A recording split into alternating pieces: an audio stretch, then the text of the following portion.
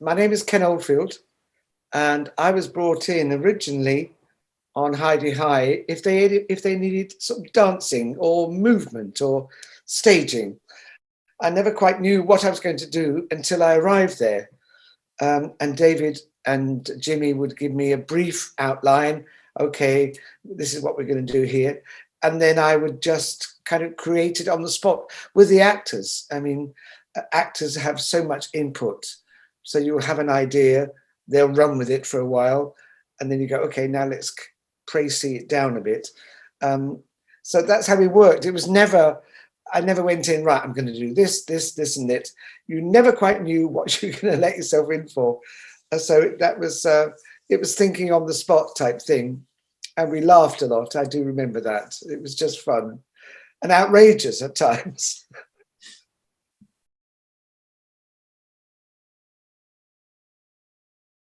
Well, do you know, it was probably my agent at the time, Jonathan Alteraz. And as you know, Andrew, it's all about contacts in this business. Maybe, I mean, I don't know, maybe Sue Pollard or Jeffrey or Ruth Maddox said, get Kenn Oldfield. I don't know how it kind of all came about, but I'm glad it did. So I went down there as a new kid on the block, basically, thinking, and I drove to Dovercourt thinking, what am I going to do? But the cast made me so welcome. Some of them weren't involved in any movement at all, but there were times when David and Jimmy wanted an end of series or end of episode kind of pageant. And I remember one we were doing, I think it was about slaves or something and masters. They were all dressed in strange kind of Egyptian costumes. A lot of whipping going on, I remember. I don't think the cast could keep a straight face, especially Nikki Kelly and Sue Pollard. We all kind of lost the plot. David was in hysterics. And we kind of, there wasn't time for long rehearsals because they were doing scenes, they were doing costume changes. So I had them from a brief time. And so in that time, I said, right, okay, this is what we're going to do. And it really was thinking on your feet time. And they responded and added their own sense of outrageousness and comedy. And that's, I don't think I remember seeing the episode. I don't know. I've tried to find it on YouTube or something, but I can't find it. But yes, it was like on the spur of the moment. Of course, once the actors get hold of it, you never quite know what's going to happen. Especially Paul Shane and Sue Pollard, and all this whole gang. They were quite wonderful people to work with. And David and Jimmy liked it. David would normally be in there just shaking his shoulders, thinking it was hysterical. Sometimes he would say, okay, Ken, that's all we need, and cut it short. And I remember working with Barry Howard and Diane, and Barry had to sit on a toadstool and be the faun in L'après-midi un faun and do all this strange stuff. Well, we rehearsed it on our own. We made it up as we went along. And Diane was the ballet, because she was a trained dancer, and she was doing these wonderful ballet moves. And there's Barry sitting on his toadstool being outrageous. And David came to see it and he said, oh, I can't use all of that. So we had to readjust it because it got a bit bawdy, a bit not vulgar, a bit saucy. And David knew how far to let it go before we go, that's too much. So I trusted his eye implicitly. And Barry and Diane went, yes, of course, we were just having fun. Of course, the three of us, we just kind of evolved it together. And David was the final decision. And that happened in music as well, when the band were playing, the little trio band. Sometimes they'd say, can we take that take again? And he said, no, the first time is fine.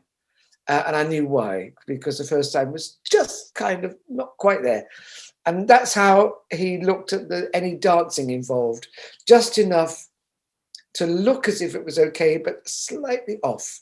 And I learned a lot by working with him and Jimmy, allowing me freedom to work and then pulling the reins in when he thought it had gone a tad too far. and that was fun. And that happened in Diane and Barry and any numbers that the rest of the cast. Not many of the cast actually did solo dancing.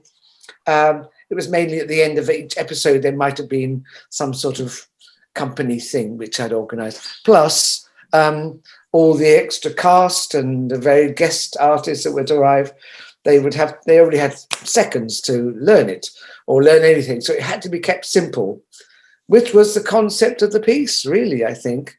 All his work is based on freshness and naivety, and the actors making it comedic, really. You can't, there's no such thing as comic choreography, but there's comic actors doing choreography. You know what I mean, Andrew? Mm-hmm. So that it's a two-way street. You can't do one without the other, really.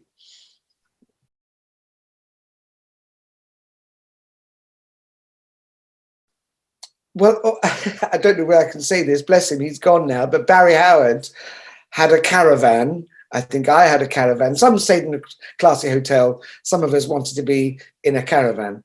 So all I remember, wild parties at Barry's house with some of the yellow coats, some of the extras, and all of us. We just would meet at Barry's for an evening of not debauchery, but just drinking and hysterical laughter. I remember opening the fridge, his fridge, and it was full of gin bottles. He loved his gin, and he was a lovely man, a great fun to work with. And because he'd played Dame for years, so he knew the art of comedy, as indeed they all did. But I wasn't around for all the antics because I was only called in when they needed anything that was staged or choreographed.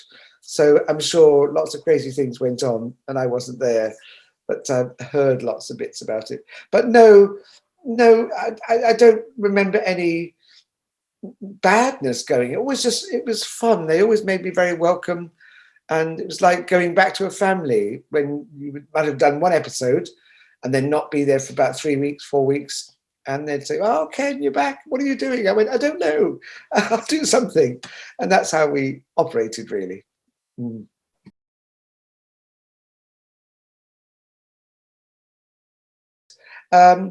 Well, a different set of cast, but just as funny.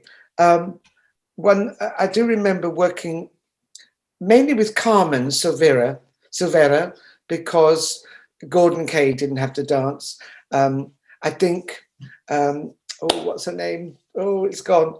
But the English-German crazy lady, Helga, or she used to do some tango. And that was funny. Carmen Severa actually was a very good dancer. And she had to do a tap routine one time. So we worked it. I mean, the actors over there in another rehearsal room or another area of the room, rehearsing scenes with David and Richard, I think, or David and Charles. And we were in a corner rehearsing this tap routine. So we'd rehearse it. And she was a very good tapper. So we did all flashy stuff. And David would come over and say, "Oh, it's lovely, lovely, fantastic. It's too good." Carmen would look at me and went, "Too good?" I said, "What, you mean you've got to make it?" He said, "Yes, she's not supposed to be very good." I went, "Oh." And Carmen looked at me and said, "Ken, we'll never work again after this." But we did. And she knew how to make good tap look bad. And she brought the comedy element into it. And then one time I had to do 8 girls dancing this Lederhosen dance, and Vicky Michelle was in it as well. She had only moments to learn it, like a day, if that. And we just went for it. We didn't quite know what the music was going to be, so the music was played along as we did it, type thing. Really good dancers at the time, so that was a surprise. I'd kind of got an idea what he wanted because I worked in Austria years ago, so I saw a lot of Lederhosen dancing. But we made a comic version of it, that was the key. And then various bits of tangos that Helga had to do. One, I think, he had to do with hair flick, and he had a wooden leg or bad leg. So we had to choreograph the tango around the leg. He reminded me of it a few weeks ago. I saw him. He said, God, Ken, dance was difficult because I had to do the whole tango with a bad leg. And that went to the London Palladium, I think, after that. I tell you what, though, Andrew, at the London Palladium, I was there on the opening night, the cast and David Croft and everybody was there. We stood at the back of the Palladium. And I don't think I've seen an audience rock with laughter. And David looked at me, he said, I can't believe this. I said, I know, it's phenomenal, isn't it? I don't think I've seen an audience laughing so much. And then by all account, I wasn't aware of all this, but I think there was an issue about who got the star dressing room. I never really know who got it, whether it was Gordon or Carmen. So I leave that one out, but I do remember the bits of gossip going around. I think probably it went to Gordon because I think he probably was the star of the show, really, to be honest. But they were all strong performers. Arthur, Kenneth Connor. I mean, to work with these kind of people, it was great honour. I've got, you know, Kenneth Connor. I grew up watching Kenneth Connor. It is Leclerc. And Arthur Boston is a great pal. It really was a good time. Laughter, that's what the main thing I remember. Even in rehearsals, people were laughing so much. And that was a great formula for the show, I think. They knew how to perform the comedy. And various cast changes came in, but never as quite good as the original casting that David put together. So it was great fun. I was very privileged to be asked again to work with David, and that was halfway through the run of Heidi High, I think. In 1984, I've written down here, that Allo'Allo started. So it's one of those things I never quite knew when I was going to be required. And you just arrive and go, okay, this is what we need. All right, get on with it, Ken. Thank you. That was it. He left you to it. So that showed a lot of trust in me and the cast that we would produce a product that he wanted. And that was, he allowed us that freedom, which was a great privilege. You don't often get that these days.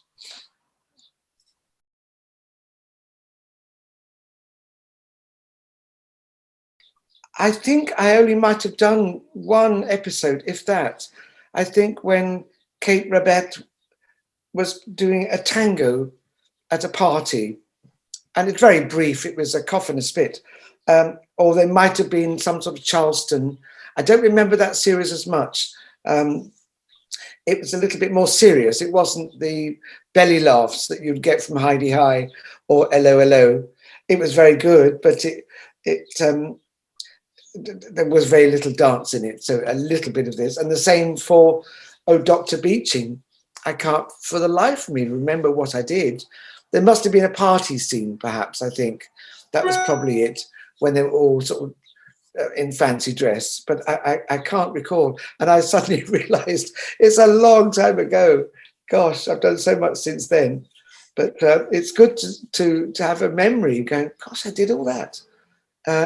And I love, the main thing I have to stress, Andrew, sure, I love working with dancers and I have done for a long time, but working with actors is a completely different ballgame. They bring an element that dancers don't always give, you know, and that's a joy to work with, I tell you, it really is.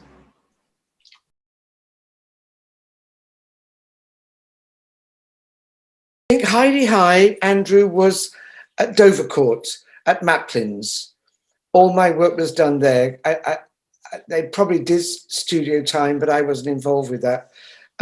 It was normally in the ballroom, somewhere when Barry or Diane were doing something, if they're ballroom dancing, or it was in the big ballroom where all the support artists were there. I don't remember doing studio work, but I do remember doing studio work on Allo'Allo. We rehearsed at studios in Acton, and then they have the studio day. And also you rang my lord and Oh Doctor Beeching. I think I might have done a bit of location work on Oh Doctor Beeching, but I honestly can't remember, I'm afraid, to give you details. But I do remember Dovercourt. Just driving in, going, where am I? What is this? Because, you know, it was kind of the end of the holiday camp. Butlins and Maplins and whatever, and Pontins were coming to the end of their heyday, I think. And I do remember they had to sort of spruce Maplin's up a bit to make it look acceptable. The actual reality of that holiday camp was a little bit dour. So the BBC, department came in and spruced it up with colour and palm trees and everything. So yes, they made it look better than it was, really. But it was cold. I do remember the actors, we all had dress, the wardrobe department had coats for them when it was cold. But they were a brave lot. And Geoffrey, bless him, had to go into the pool a lot because it was freezing. Everyone was so cold there. It wasn't spring. It was really like cold weather. But little did we know, or little did I know, that it would turn out to be such a success that it was. I thought, oh, it's just, without being flippant or arrogant, I thought, oh, it's just another job. I'll go and do it. Of course, now, 30 odd years later, I can't believe I'm still talking about it, which is kind of nice.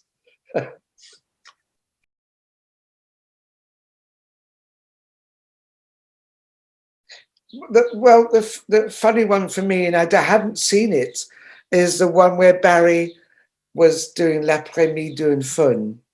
And the other one I remember, which I haven't seen, was the end of an episode where they all were whipping each other. Of course, the ballroom stuff was fun. And then, because then Barry left and Ben Harris came in as Diane's, Yvonne's previous lover. And I remember her kept saying, every time he'd get a bit passionate, she would turn around and she would say, "Give me time." That was her punchline. And a sweet, sweet lady. I didn't know till after I got to know that she was an Apache dancer many years ago, being thrown around and lifted up by boys and drops and spins. And she had a very painful hip, I believe. And she was in a lot of pain. I know when she was dancing, she wouldn't show it, but I could see her just favouring one leg. And she knew what she was doing. Barry didn't, bless him. He was no way a dancer. But the fact that he was able to play it under duress, going, oh, God, I think he thought, or his character should have ended up doing something better than a holiday camp. And so he carried that all the way through, and it was a wonderful relationship. They made me laugh, those two, very grand, but just beautiful people. The other one, oh, Allo'Allo, of course, I've mentioned. That was all fun.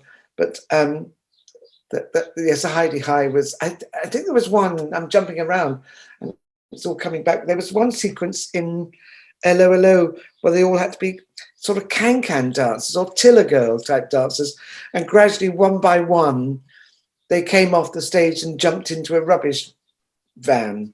And that was kind of crazy to do. And not all of them, well, none of them were dancers, but to try and get them all to kick in time, that's quite an art. There's always one that's going off time, whether that's intentional or not, but it always gets a laugh when, like Kenneth Connor, if he was in it, would not quite get it on the right time. So thinking, ooh, you would never see that in rehearsals. He was all right. But on the shoot, he might, or whoever the actor was, might have just gone a bit wrong, just for fun. And you could do what you like, basically. If David was happy, you go, fine, cut, that's good. And so you'd walk away going, I've come all this way, that's all we did.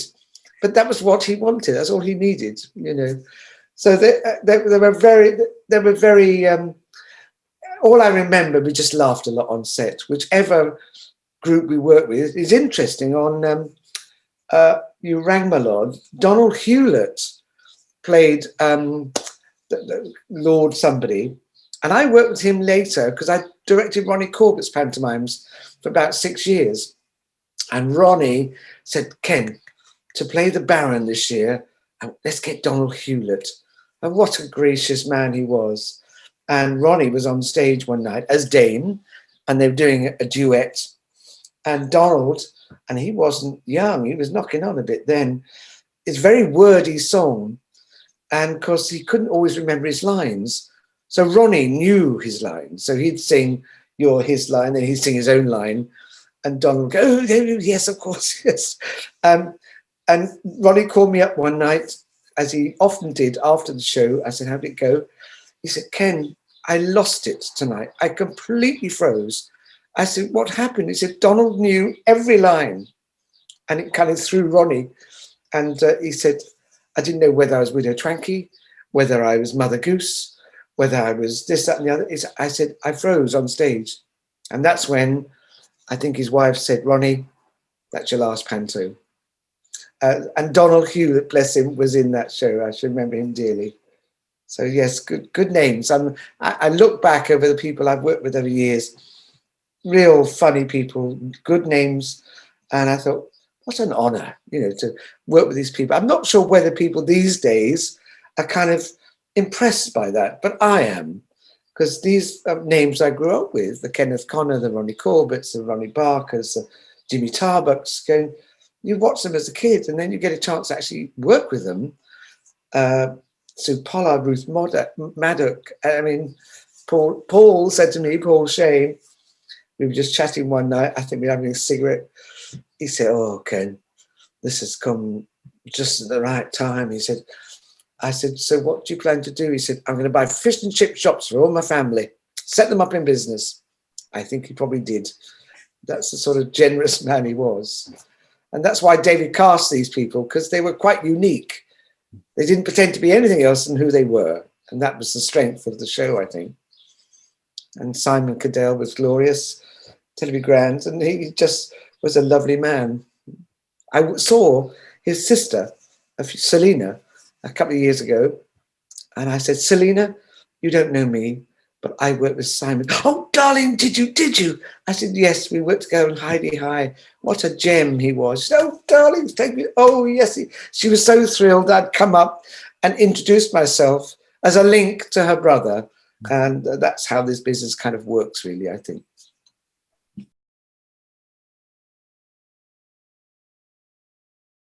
I think I was on Oh Doctor Beeching set at a railway station. I have no idea where it was, and I don't know what I was doing there. I might have gone up there a day early and booked into the hotel. I thought I'll just go on the set and see what they're doing. But I can't be very sure about that, Andrew. I'm a bit vague. The two that are strong in my mind are obviously Heidi High and Allo'Allo, because they're high comedy content. The others, I'm sorry, I'm a bit vague on, so I'll have to pass on that question, I think.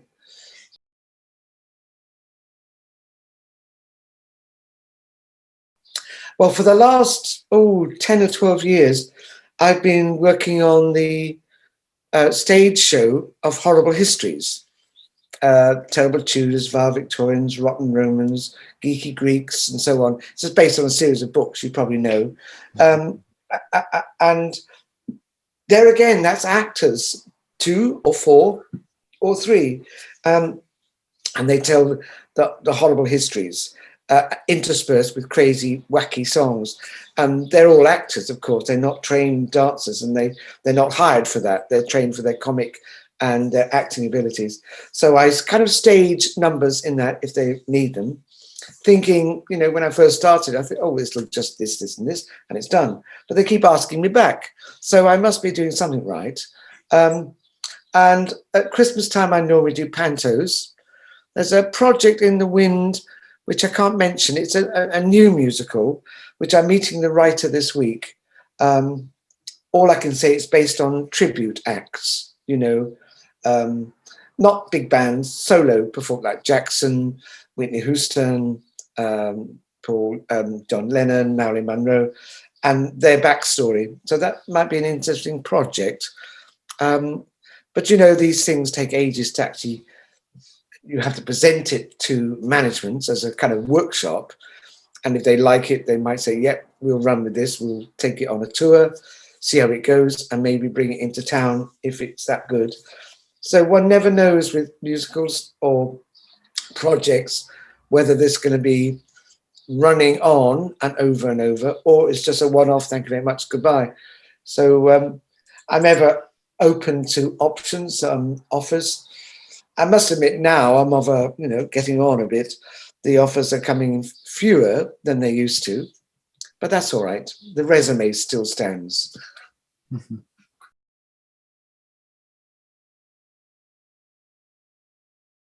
You're very, very welcome, Andrew, and I look forward to seeing it somewhere. The edited version.